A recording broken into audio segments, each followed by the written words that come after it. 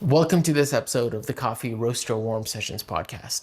In this episode, we talk about why and how we've completely transformed the way we source and roast coffees, including why we've embraced a much lighter roasting approach. Now, over the last 6 years of this crazy journey, there's been a lot of unlearning things that we thought we knew about coffee and learning new things that we discovered along the way. When you're on this journey of pursuing excellence and always trying to get better at your craft, you're going to be faced with some challenging decisions to make. And a lot of those decisions require you to do things differently than you've ever done them before because you're evolving, you're changing. And so in this episode, we talk about the last 6 years of how we've changed the way we approach roasting and sourcing coffees. And it actually turned out to be a pretty personal episode of just reflecting back on our journey, reminiscing on the good old days of starting Mir and how things have evolved since then. We hope you listen till the end and take away some golden nuggets for yourself and your journey. Let's get into this. My name is Mark Kotrovsky. I'm here with Sergey Kotrovsky. We're co-owners of Mir Coffee Roasters, a specialty coffee roasting company up here in Bellingham, Washington. We find tasty coffees from all over the world, bring them in, roast them light, and ship them to your doorstep so you can have tasty, delicious coffees right at home. So let's pour some batchy as per Mir podcast fashion. Oh, wow. What? That's pretty good. It's pretty good? Yeah. There you have it, folks. There you have it. Sergey said it's pretty good Yeah. from his first sip, so. Yeah. The texture, I'm not a big fan of the texture. The texture, I think, is a brew thing. Yeah, it's both. I've had better textures. Brewing, I know this what this coffee is. I've brewed this, and I've had better texture. This is a little... And the reason I would say I don't like the texture is because I know your recipe, the coffee already tastes lighter. It's not as concentrated, bigger ratio. But when the texture is slightly grainy, like it is right now, it just kind of ruins the recipe that you use and have created should produce a coffee that has a texture that's soft. Kind of pillowy, silky, like it that. should be, yes. It should be. But when you combine that recipe with a kind of rough texture, it just kind of destroys that whole experience. But the flavors are What do you mean by all rough there. texture? It's slightly grainy. In the coffee? Yeah, the brew, not the coffee itself. Oh, the brew. Yeah. No, I've brewed this coffee multiple times with different brews on the fellow. Mm-hmm. And the texture, the mouthfeel has been way better than this. So I don't know if that's just because, I don't know. The acidity on it, on its own, if I just observe the acidity, it's very soft. It's very, and soft, not lack of punch, but the texture of the acidity is not, it's not a sharp cup right there. But I don't know what's that on the back end, the graininess. Are you getting the same thing I'm getting? Because I don't want to say it's like under extracted because I like the acidity on it. Oh, yeah. I don't know. It's just the texture is slightly off, but man, I'm getting like. Let me ask you, what are you getting on this? Definitely like a lemonade, a little bit of lime zest. Lime for sure. Yeah. So that's the punchy one. It's not a full-blown limeade, but it could be slightly over-extracted because I'm getting more of that lime zesty, pithy kind of thing on it, even though it's very much so lime. Yeah. Yeah. Not quite as, yeah. Yeah. So maybe that's it. Maybe going a little coarser would have helped even this out. Totally. But yeah, there's like a weird, something I wasn't getting before, like a candied lime. I'm getting a little bit of white wine on it as well. Mm-hmm. Oh man, it's so vibrant, sparkly. Mm-hmm. Acidity is just cranking on it. It's in like this nice. It's like a very sweet acidity though. I'm also getting slightly like like a white peach. Oh man, yeah, that last sip. Yeah, there's like some sweet. I think once you said white peach, there's like some kind of like delicate stone fruit on there. So if this is the coffee that I think it is, it's not. This brew is not making it as aromatic as it normally is. Because normally this coffee has a lot of aromatics. It's very floral, and I'm not getting that. I'll be honest. So I think the brew could have been a little tweaked, dialed in. It also has been sitting here for what, 30 minutes? Yeah, I think that's also that was also a little bit of the problem, but yeah, I'm enjoying this coffee a ton. This is actually our new Banco Torado Ethiopia Yirgacheffe, washed, just very clean, zippy, juicy, sparkly, bright. Yeah, on like a really nice brew. Getting some florals for sure. Tangerine. It's got this like. I'm actually surprised I'm not getting much in this one. Exactly. But on the last Aiden brew that I made, which was actually a flat bottom, it was like a thick brew, big brew. I was getting a lot of sweet tangerine. Like it's like crazy sweet tangerine. Now it makes a lot of sense for it. Now that I thought about what coffee it is because when I cupped it, the reason I got peonies was because part of it is the florality really reminds me of peach blossom tea, which is that's a peony tea. So I get a lot of those florals from it. Makes sense why on this one I got just more peach, but I'm not getting florals on it. So that totally checks out. But I think this coffee definitely for someone who likes coffees on the range, on the acidity range, this coffee is very complex without losing the nuance in the acidity and still bringing in some sweetness to round it out on the back end. But yeah, I think this coffee is fantastic. Nothing like a good batch brew that you want to keep sipping on. So it's getting like sweeter now. Yeah. As it cools? Yeah, it's definitely getting sweeter. Thanks to everybody who tuned into last week's episode. I got a lot of really killer feedback. And if you have no idea what I'm talking about, it might be worth a listen. We had Chris from OXO, the lead engineer behind the Orb OXO Rapid Brewer. And he jumped on the podcast with us. We chatted for about 30-40 minutes about some of the back story behind the Orb, how they developed it, his kind of brewing preferences. There was actually a handful of people commented that they tried the iced recipe. Oh, nice. And some people said that it slapped. So that's awesome. I have not yet tried it, but I really want to. Should be getting one pretty soon. Yeah. So if you haven't listened to that episode, go back, give that a listen. I think it's a worthwhile episode. And then if you want to listen to our original OXO Rapid Brewer episode, like 2 weeks before that, that's also a fun one. So yeah, the episode that got Chris to contact us, that's pretty cool. Yeah, I guess it turned up in his explore page, which would totally make sense. Yeah, for sure. So this week we kind of want to chat about the last 5-6 years of roasting and the big. You just, I think when you're, I'm gonna restart all of that and say. Now I understand also a part of why some people say, hey, to get better at roasting, just go and roast 1,000 batches or 2,000 batches or whatever. Yep.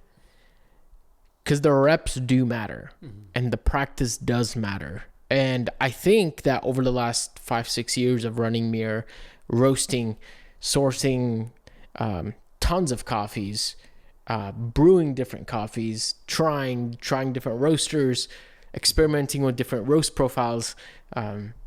I think that's taught us all, and it's got us to where we are today. And so, like our roasting approach, our roast profiles have kind of shifted a lot.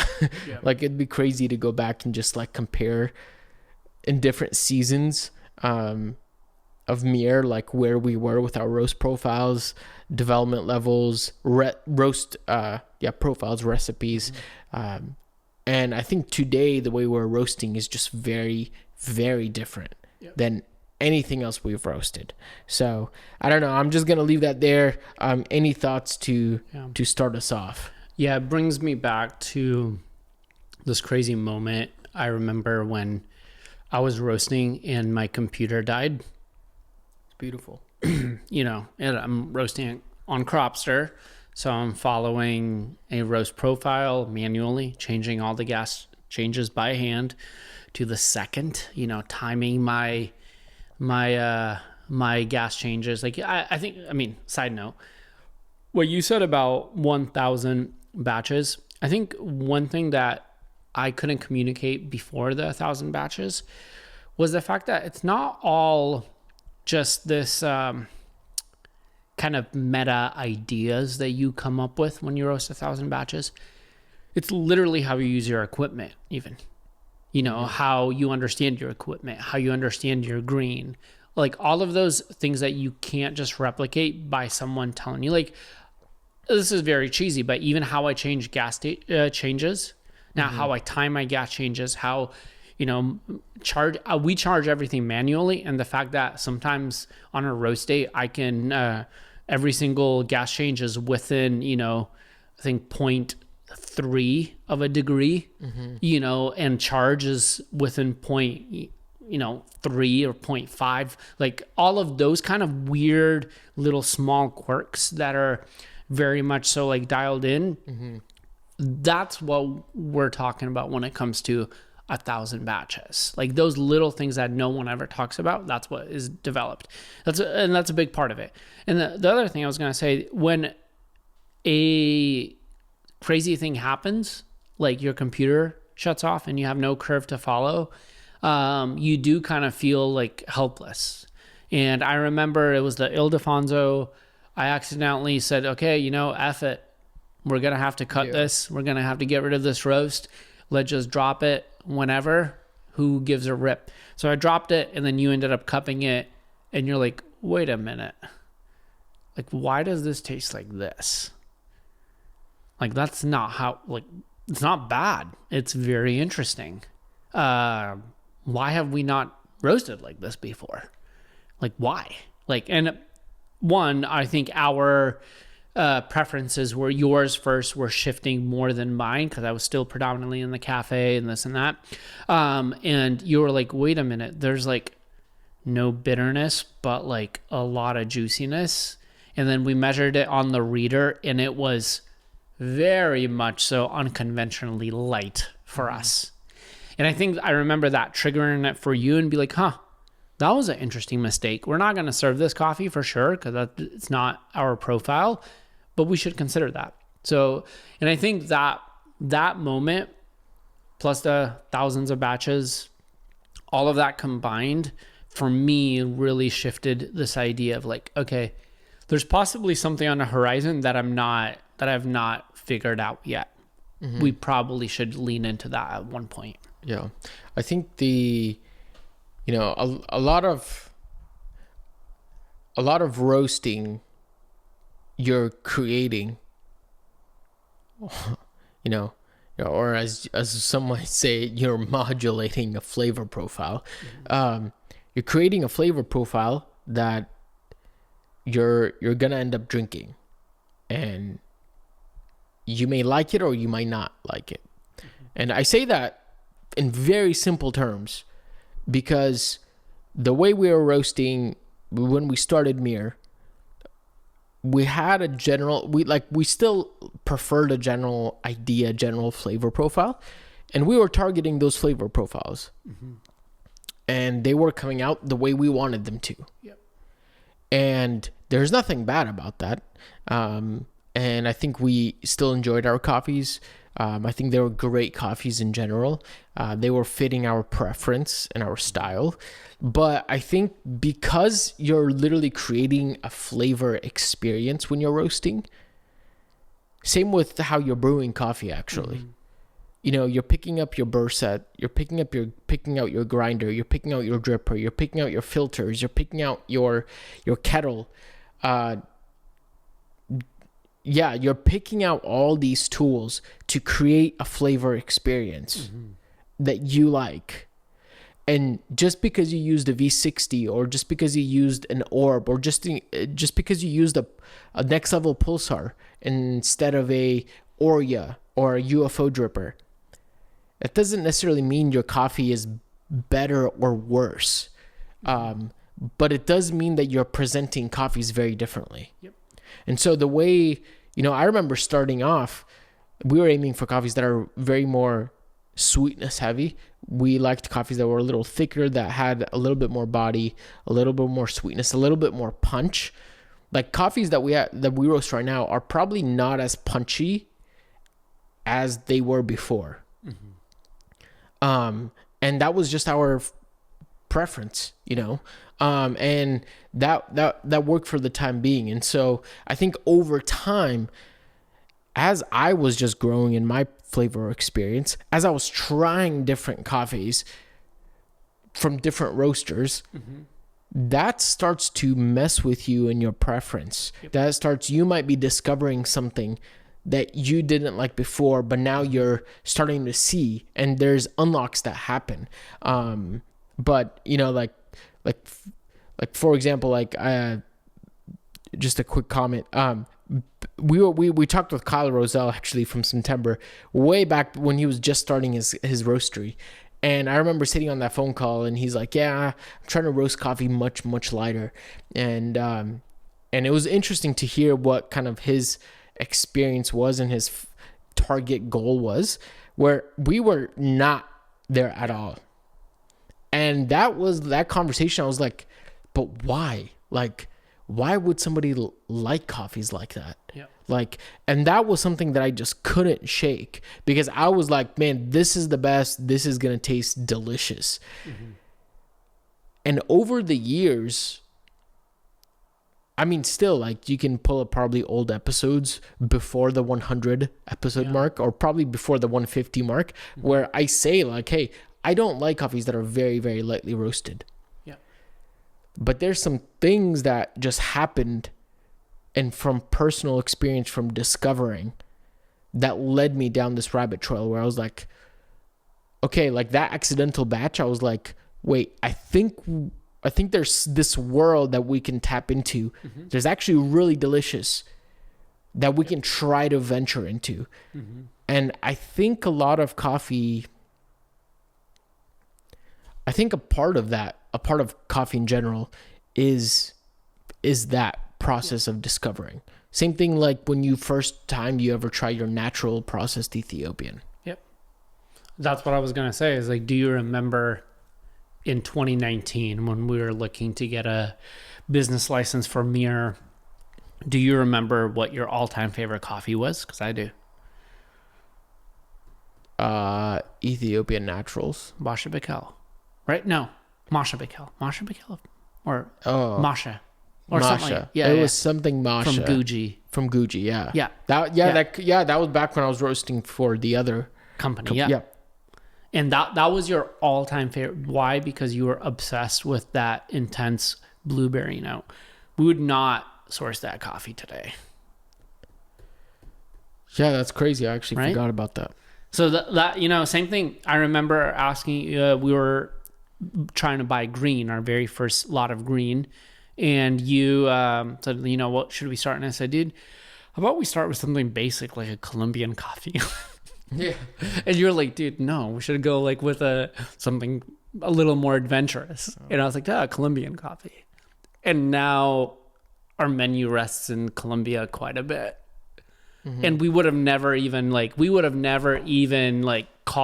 don't right now call Colombian coffees as basic. So I think there's a lot of that happens as you grow, and I think it's hard to sometimes find the terms. Like, growth is not necessarily like we've grown up and we understand anything. That's not necessarily the case. It's more or less like we've changed and we've kind of evolved into what we are now. So there's like no right or wrong answer here, but what we do know is that if you continue to experiment, if you continue to do what you were literally just saying, is like, man, like, I've tasted this, I would have never said that. If you continue to keep that open mind to be like, okay, what does this taste like? It does create you does change you as a roaster, or make you a quote unquote better roaster. No matter what you pick, no matter which way you lean, it will change you. And you can't fast track that. Like, that's one of the major things. Yeah, I agree. I think, I will say, thinking about the good old days, I will say you were definitely onto something that I wish now I'm like, I probably should have listened to Sergi, because you definitely liked a lot more Colombians, a lot more washed coffees. You were a big fan of really bright, punchy acidity. You were a big fan. Yeah. So there were some things that I'm like, oh no, like maybe Sergi was onto something, that I wish we kind of listened to more of. But I think there's some stuff that happens when you can, like, I think if you're always pursuing excellence and you're pursuing just trying to get better, whatever that looks like, it leads you down a rabbit hole in a direction that does mean you're going to change the way you do things. Mm-hmm. And it's whether that's you're changing your sourcing, it's whether you're changing the way you roast, the way you approach freshness, the way you do all the little details that nobody actually really, like, that many people just don't care about. Yeah. They could care less about, the other day, today or yesterday, I was reading about like valves in coffee bags and how they're not good. And sometimes they're good for certain cases, but not for all cases. And I'm like, I get it if you don't want to obsess over those things, but if you are on this journey of like, man, how do we just do 1% better? Mm-hmm, mm-hmm. At some point, you're going to ask those questions, and at some point, you're going to have to find innovative solutions to different things. Yep.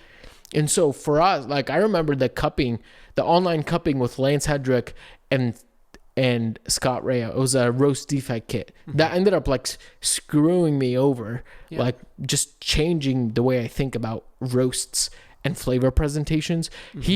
Scott had a underdeveloped baked and the properly developed coffee. And it was interesting for me to taste the underdeveloped coffee and the developed coffee, and both of them saying the underdeveloped doesn't necessarily have anything necessarily bad in it. It's just not, like, some people might really enjoy this. And Scott was like, hey, I think that's underdeveloped, but some people might enjoy this. Here's what I like, the properly developed one. Mm-hmm. And for me to just taste the difference, I was like, oh, there's this one thing that I'm noticing is the difference between those two. That just put a spotlight on those things. That's where I was like, okay, maybe we can go lighter. Maybe we can change the way we roast. Maybe we can start highlighting acidity and running after some of those lighter profiles. And so, that was quite the journey. Yeah. So, and I think for me also, leading down that path, what really pushed me into welcoming this, roast iteration of Mir that we have today was basically two major experiences. One, I think not working behind the bar, as controversial as that is, I think not working behind the bar is really what pushed me to experiment coffees in a different way. How come? Think about it. What's wrong with working behind the bar? There's nothing wrong. I'm not saying that like if you work behind the bar, you're stale and you're, what, for me as a cafe manager, as someone who I mean, I love tasty things. Everything has to be tasty. I want to take people to Tasty Town, please. Like, that's the goal. But when you're also running like you're trying to run a busy cafe and not like in multiple cafes, and you have all these cafe-based projects on your mind, the goal is to produce tasty things efficiently. And you're thinking about more or less the operations of the cafe. You're thinking about inventory. You're thinking about, yes, you want to dial in, but you have like other staff that you need to train to dial in. So we're all in the same, like there's other things that go through your mind where coffee becomes like a minute percentage of what you actually do because you're doing so much. And that's a good thing. Like a manager in a cafe should be taking care of their baristas and their team first before they take care of the coffee. You know what I mean? Not to say the coffee is not important, but people are more important than coffee. When I started brewing at home because I wasn't working in a cafe, what was left? I have no staff. Yeah. I mean, like, I have no one to give coffee to. I would love if people came to my house and I could brew them a pour over, but I didn't have that anymore. Yeah. So for sure. what did I need to focus on? Well, I'm roasting more. Yeah. I'm cupping. You're cupping. We're talking about roast parameters more than anything. Yeah. And I'm taking those coffees and brewing them at home, and I have 5 other bags from other roasters because I don't have that exposure to flavor that I did on an everyday basis in a cafe. So now I'm sitting at home with those beans, and I'm literally, it's me and the bean. And when that happens, you start thinking about coffee differently. And that, when I'm thinking about coffee differently, and if it's just you and I in charge of that profile, then of course the profile is going to reflect the merge between your preference and my preference. Yeah. So that's both like a very big vulnerable thing for me to say. I haven't talked about this before because I still to this day crave working in a cafe. But if it wasn't for not working in a cafe, we wouldn't be where we're at today and those roast profiles. Yeah, I agree. You know, of course, I don't have as much cafe experience as you do. I worked at a cafe right before we opened Mirror. I used to frequent cafes a lot more. The more that I started to brew more at home, because actually, the other side of that is that like back when, especially when you were working behind the bar, I would just go to the cafe because you'd be making coffee. Well, why not? Because it's probably going to taste good, probably better than anywhere else I can find, in town. No shade to anybody else in town, but just. But I think when I started to just be like, well, Sergey's not working behind the bar, I guess I'll just brew more coffee at home. Not that that's a reason to brew more coffee at home, but that was when I was like, oh, like it started to shift similar things for me, and I was like, maybe I do need to change the way I think, change the way I brew, change the way I see these things, and that sent me down again a rabbit trail of asking harder questions, of challenging, and that I remember that 1 year period of us asking a lot of these questions during our transition of roast profiles and roast approach. That was just tough. That was like wrestling with a lot of the questions, experimenting, trying to see the middle ground. And that was just quite the experience. So. Yeah. And that's, again, there's this through line in this whole episode is the 1,000 batches. Not maybe literal, but that experience.